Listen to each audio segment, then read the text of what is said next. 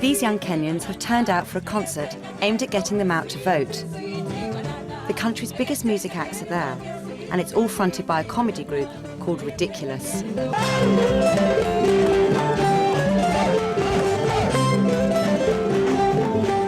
Politics here is dominated by the old men whose power has been based on patronage, tribal loyalty, and for decades, graft.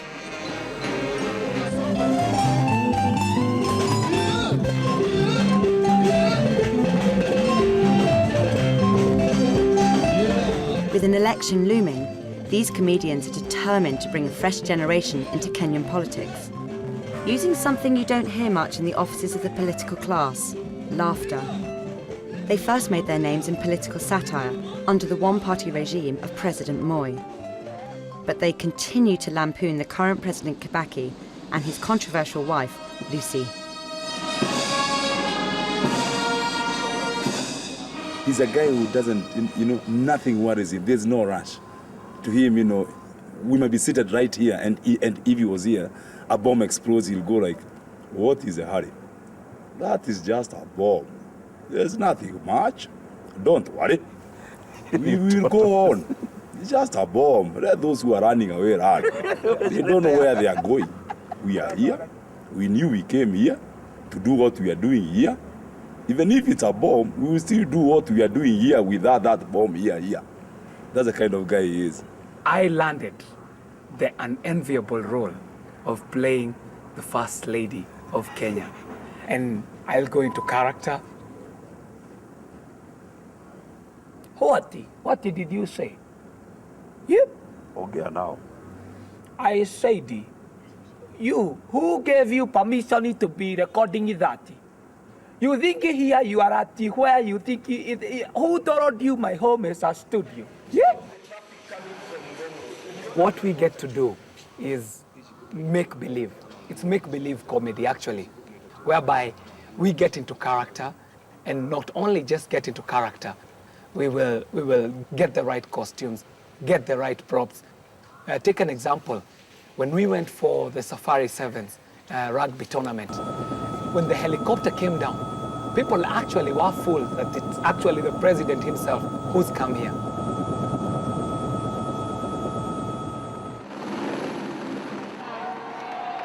This is the spoof that helped make ridiculous household names in Kenya, momentarily fooling the crowd and the press into thinking they were the real thing. I want to hear all the rugby fans say, oh yeah!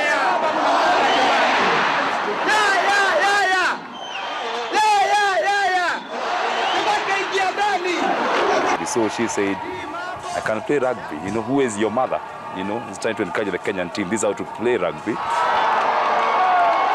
So she took them and made a try with Walter, which the crowd liked. The guys who watched on the TV liked. She didn't like it.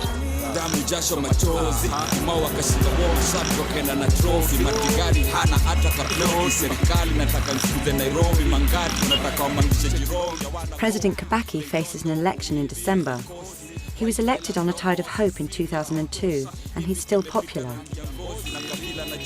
But there's also disillusionment with the pace of change, the state of democracy, and continuing corruption. Young Kenyans speak of feeling stuck. We've been out there talking to young Kenyans, just asking them, realize that you need to vote, because by voting, you're putting in power the person who's going to be making decisions about your life today and tomorrow in the future.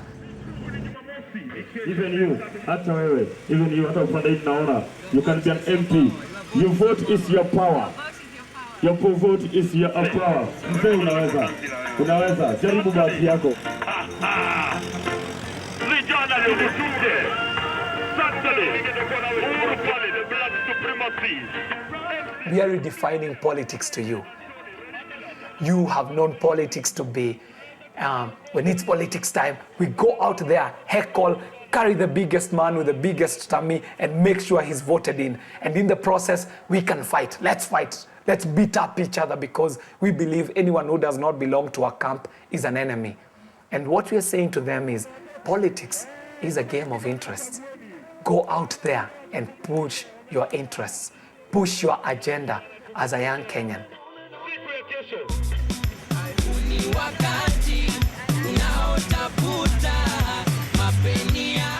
The men who work Nairobi's ever-present minibuses are the kind of people Ridiculous have to reach. Yes, I work here as a graffiti artist.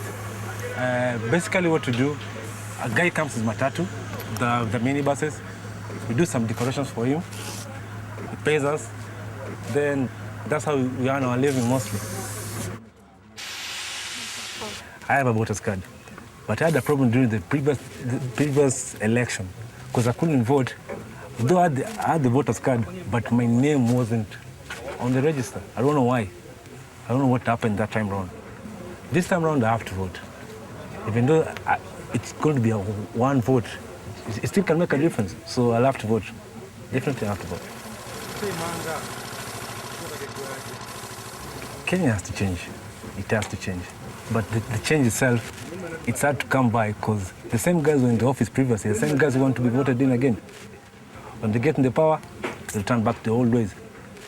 They have to bribe some of the younger guys to vote for them.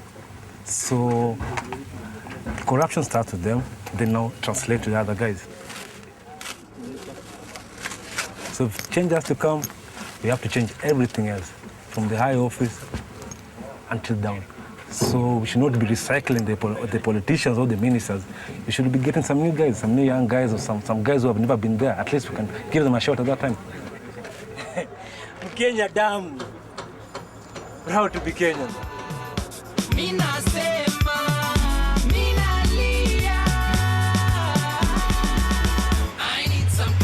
Ridiculous is heavily, heavily inspired by the politics of the day. Where is the editor of this newspaper? When the First Lady raided the office of Kenya's national newspaper, this was the Ridiculous response. We are having a good time satirizing some grumpy old men. Where is the editor? But there is a serious side to it, because the moment you satirize it, the society can step back and see, actually, we thought we were getting change out of the 2002 elections. But wait a minute, what kind of change did we get? Is it fundamental? Is it beneficial to I as a citizen? You people want to portray us as bad people. So here we are as young Kenyans. Are we going to sit back and let that happen? Or are we going to go out there? And only then will change happen. The chances of a youthful person winning an election, particularly a presidential one, is very, very remote. The general public try to trust more elderly people, the gray hair, the big buried type of people, more than they trust the youth, okay? We probably, just like any other society, worship wealth and material being so much. So people tend to support the people who are well endowed financially, okay? We have had in the past the culture of handouts, So the handouts here will be for votes, for all kinds of favors. Because of that, people tend to feel, wow, let me support the elderly person because he's got more resources, and if I go to him, I've got a problem, a hospital bill that I need to pay, I'm likely to get help. As opposed to a young person who is not well-resourced and, probably the much he would or she would do is to give me ideas.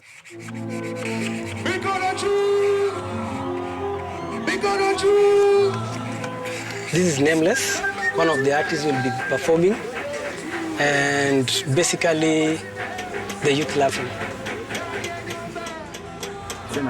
We'll be going for the concert. We have to vote. We have to be there. We have to support our guys. We have to support our people, kabisa.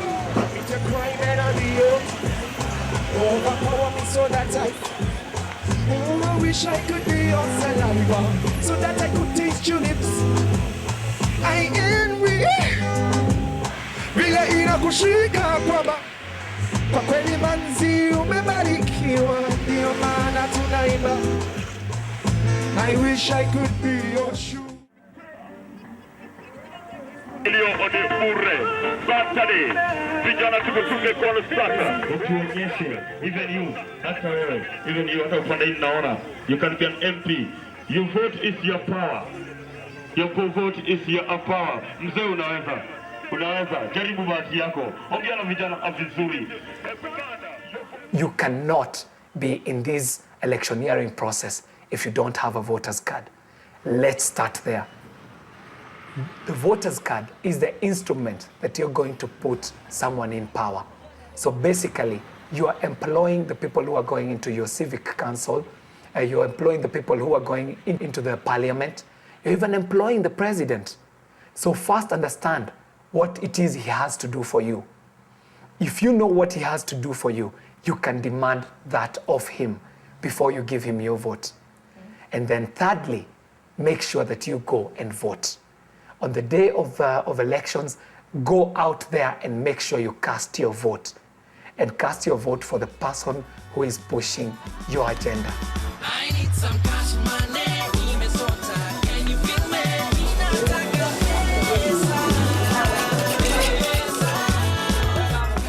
Anne and Jerry makes the equivalent of £37 a month braiding hair in a local market. The last time she tried to vote, there was a problem. You need an ID in order to get a voter's card. I went to look for an ID. I just got harassed, so I left it. They asked for a birth or a school certificate. The thing is, my dad died and we had a fallout with his family. There's too much bad blood to go back there to get those documents.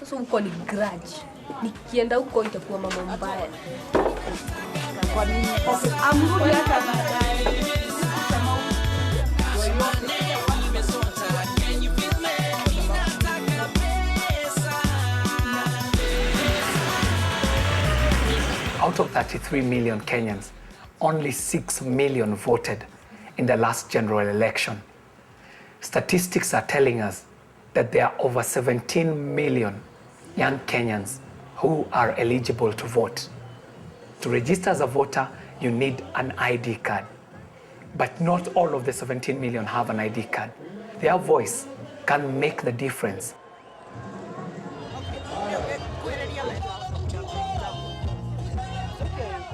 Anne has come to the concert looking for answers, and the story she has to tell is of the typical Kenyan problems.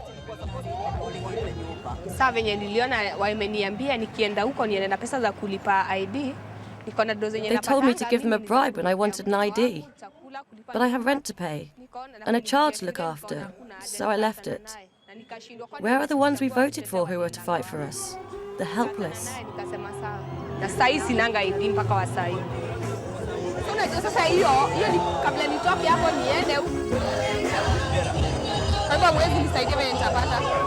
So you guys can't help me?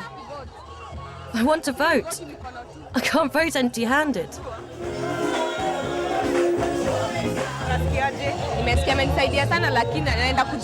The man helped me in there and told me all the steps to take to get one. But if I'm not successful, he won't be here to ask again, will he?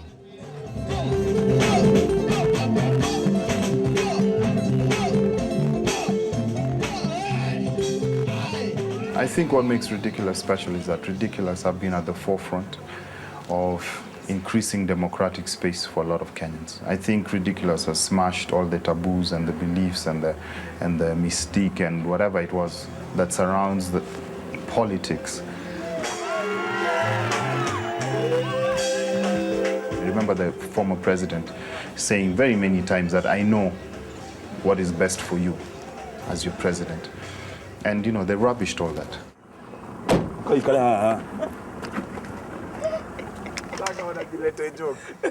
My first job that I was given by Ridiculous as a team was to play the character of our president. Former president. Former president.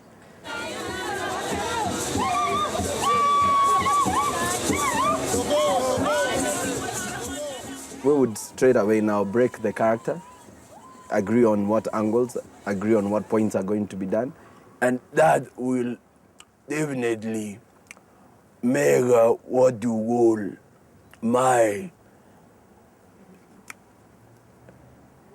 The president has difficulty in thinking ahead, so you kind of get stuck. And then divert the attention. Yeah.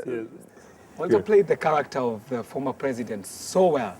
It was amazing, and actually, regardless of what else we were doing as Ridiculous, there was satire in there, there was political comedy, we were doing social comedy, but the political comedy was our claim to fame.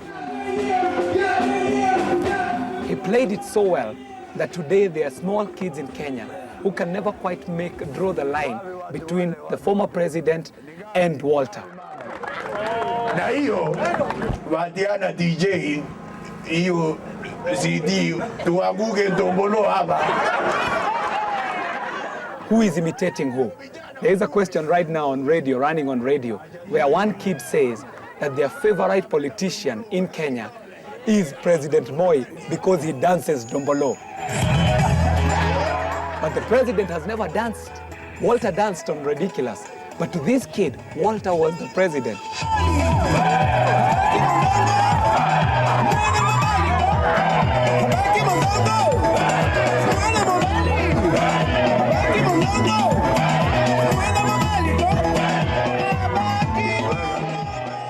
I think the first time they did that, everybody was just shocked. How can they do that? You know, for the life of me, I cannot believe that they did that unchallenged for as long as they did. But there are people who are watching it out there critically. And it was at a time where you would not even be caught in public talking openly or criticizing the president. You had to be careful. If somebody had you mention, you know, the president's name adversely, so to speak, you could get into all sorts of trouble. And that was the general fear amongst everybody. And I think that was the biggest pull for Ridiculous on TV, that, you know, they came out and they helped us as a nation to confront our fears. I guess the biggest learning that we've got as a team, and for anyone who wants to do something, is staying focused to your laid out objective, which was to entertain. We never performed for any political function. It's all about entertainment. Yeah. Our own lawyers told us, actually, we've gone through the laws. There's no way you can take a comedian seriously. The guy is a registered comedian. How can you go to court and say, seriously, that would be a skit, that this comedian did that? That would be the best skit. So I think legally we were fine, and we are still fine. People thought if Ridiculous can get Moi dancing dombolo, this is a new era. We can now actually openly talk about the president. They made Kenyans laugh about these things, and after laughing about this thing, you actually sit back and think about it and say, what the hell, I can do something about this, you know. So as much as we have comedy or skits on the leaders, it actually is a reflection of what the Kenyan society is today, because these leaders actually did not elect themselves. So you're throwing it back at Kenyans and telling them, hey, look at the leaders you are electing into office. The one and only Jua Kale!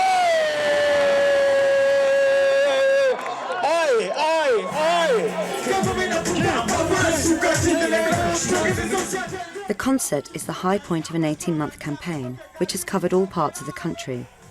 But there's an edge to this. It's more than entertainment. The banner says, "Wake up, it's your time." What Ridiculous did to Moi, they could do to the present crop of Kenya's leaders.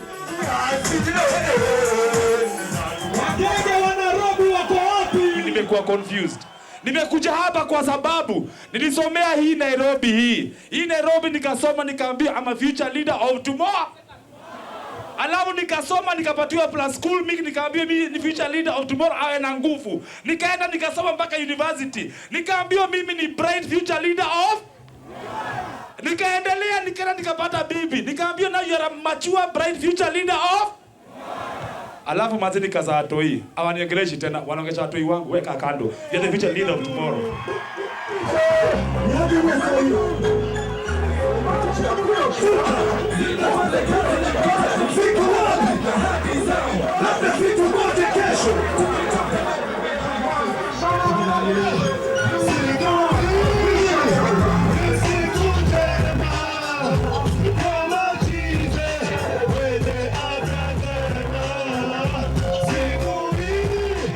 The comedians, the DJs and the rappers speak for a generation that want to see change happen fast.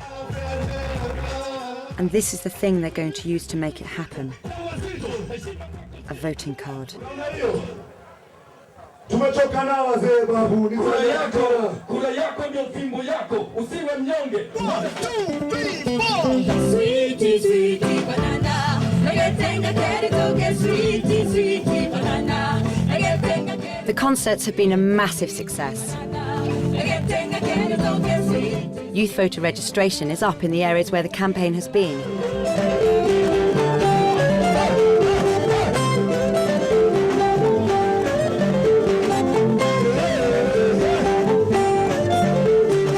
But it's not over yet. Their next challenge is to encourage the young people of Kenya to put themselves forward for leadership.